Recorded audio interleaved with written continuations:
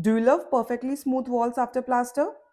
But do you know what's happening behind them and what you should be checking on site? So always check the junction between RCC member and brickwork. These are two different materials and they expand and contract differently, and that exactly where the crack can happen. So what should be done? A 4 to 6 inch wide chicken mesh must be fixed properly across all the joints.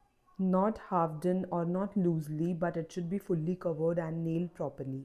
So next time you're on site, don't just look at the finishes, check every single joint of your walls.